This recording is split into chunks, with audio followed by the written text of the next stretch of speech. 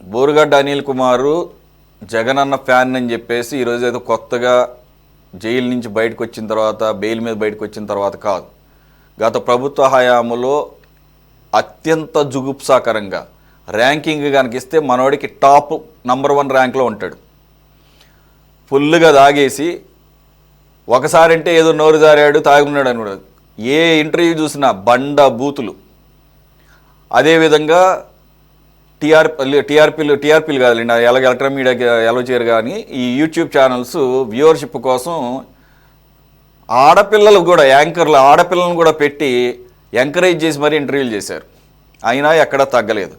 ఎన్నో సందర్భాల్లో జగనన్న నా దేవుడు అని చెప్పేసి క్లెయిమ్ చేసుకున్న అతన్ని నేను అస్సలు ఖండించలేదని నేను అనలేదే, కానీ అతన్ని ఆపాల్సిన ప్రయత్నం అయితే చేయలేదు మీరు. ఇప్పుడు బయటకు వచ్చిన తర్వాత ఆయన క్లియర్గా చెప్తున్నాడు, నేను బయటకు ఉన్నాను అంటే కారణం జగనన్నే, ఆయన లేకపోతే నేను ఇప్పటికి కూడా బెయిల్ వచ్చేది కాదు, జైల్లోనే ఉండేవాడిని. ఎందుకంటే స్ట్రాంగ్ లాయర్స్ని పెట్టారు. ఆ లాయర్లు జగన్మోహన్ రెడ్డి గారికి పనిచేసిన తర్వాత ఇద్దరికి చేశారు, నాతో పాటు పిఎస్ఆర్ ఆంజనేయులు గారికి అని చెప్పేసి. మరి అంటే ఇబ్బంది అవుతుందని చెప్పేసి ఈ ప్రకటనలు అనుకోవాలా, డిజోన్ చేసుకోవటం? మరి అప్పుడు ప్రభుత్వంలో ఉన్నప్పుడు ఎందుకని ఓన్ చేసుకున్నారు, ఇప్పుడు ఎందుకు డిజోన్ చేసుకుంటున్నారు?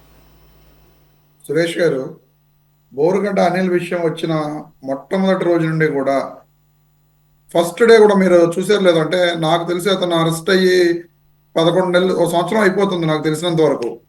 సంవత్సరం అతను అరెస్ట్ అయిన మొట్టమొదటి రోజు నుండి కూడా వైఎస్ఆర్ కాంగ్రెస్ పార్టీ నుంచి వచ్చిన ఏ అధికార ప్రతినిధి అయినా సరే, లేదు వైఎస్ఆర్ కాంగ్రెస్ పార్టీ అయినా సరే, అతను మా పార్టీకి సంబంధం లేదు అనేది చాలా నిర్ద్వంద్వంగా చెప్పిన విషయం.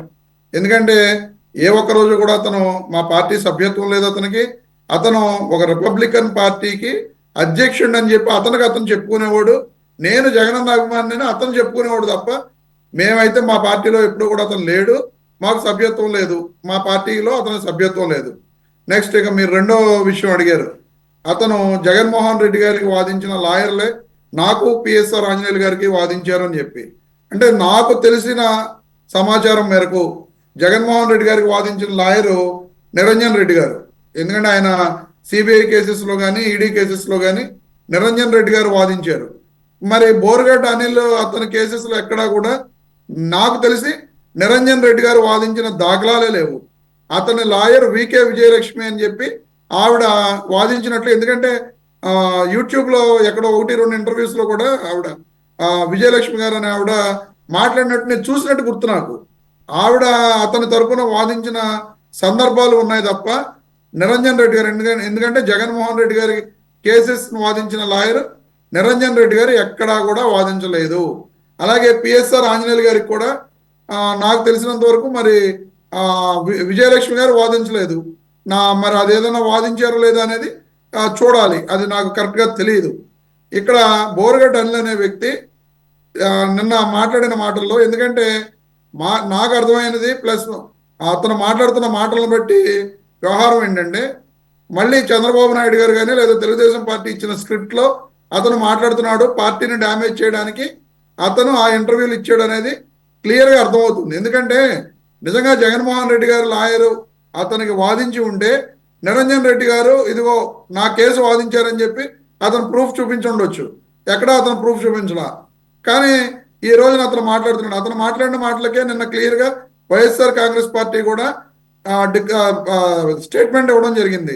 బోరుగడ్డ అనిల్కు మా పార్టీకి ఏ విధమైన సంబంధం లేదు, అతను మా పార్టీకి చెందిన వ్యక్తి కాదు అని చెప్పి క్లియర్గా స్టేట్మెంట్ ఇవ్వడం జరిగింది. సో మీరందరూ కూడా తెలుసుకోవాల్సింది ఏంటంటే, అనిల్ అనే వ్యక్తి మా పార్టీకి చెందిన వ్యక్తి కాదు.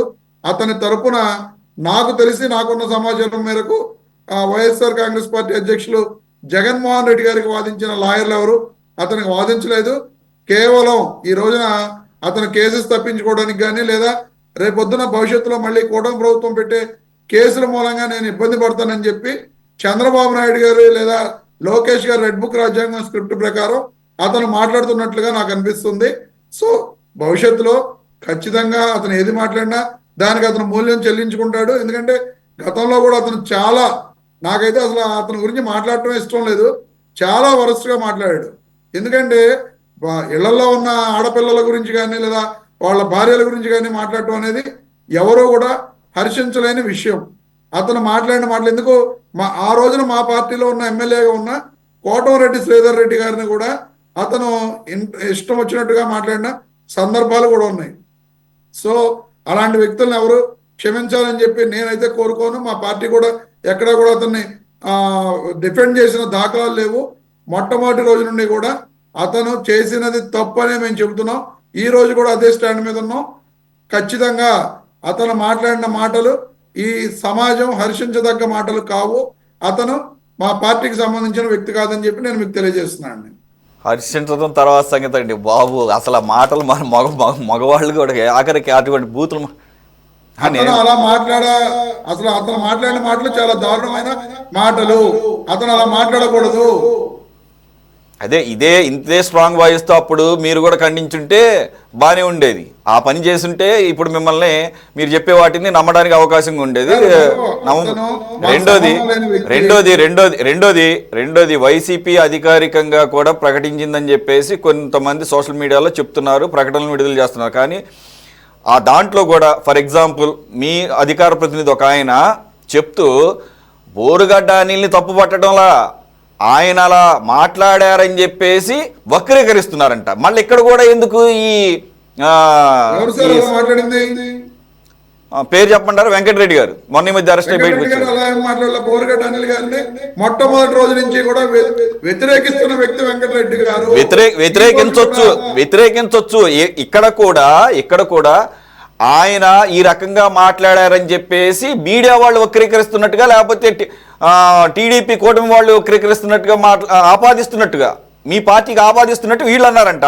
అతను అన్నాడని డైరెక్ట్గా చెప్పడంలా సరే అర్థం చేసుకోవాలేమో. ఎందుకంటే వెంకటరెడ్డి గారు ఈ రోజు కూడా అతని గురించి మాట్లాడటం జరిగింది. ఈనాడులో వచ్చిన స్టేట్మెంట్ మీరు ఏదైతే ఈ రోజు డిబేట్ పెట్టారో అదే ఈనాడు క్లిప్పింగ్ దాని మీద వెంకటరెడ్డి గారు క్లియర్ గా మాట్లాడటం జరిగింది.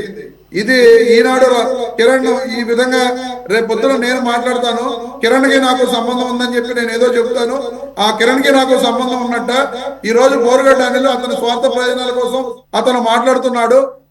అతను అలా మాట్లాడుతున్నప్పుడు మాకు అతనికి సంబంధం కావాలని అతను చెప్తున్నాడు. ఇప్పుడు నేను చెప్పినా సరే కిరణ్ కి నాకు సంబంధం ఉన్నట్టు అని చెప్పి బోరుగడ్డ అనిల్ మాట్లాడిన మాటల్ని ఖండించాడు వెంకటరెడ్డి గారు. ఎక్కడా కూడా అతన్ని అంటే ఈ విధంగా మాట్లాడుతుంటే వక్రీకరిస్తున్నారు మీడియా అని చెప్పి ఎక్కడ నాకు తెలిసి వెంకటరెడ్డి గారు మాట్లాడాలంటే నేను ఆ మీడియా కూడా మీకు పంపిస్తాను. ఓకే నేనేమి స్పెసిఫిక్ గా ఆయన మాట్లాడాను కాదు. ఆయన ఒక్కడే కాదు, నాగార్జున యాదవ్ కూడా అదే అర్థం వచ్చినట్టుగానే మాట్లాడాడు. ఆపాదిస్తున్నారు అని చెప్పేసి. ఆపాదించడం ఏంటి? క్లియర్ గా అక్కడ మాట్లాడుతుంటే, క్లియర్ గా వీడియోలో కనబడుతుంటే. రైట్. ఎనీవే వంశీకృష్ణ గారు.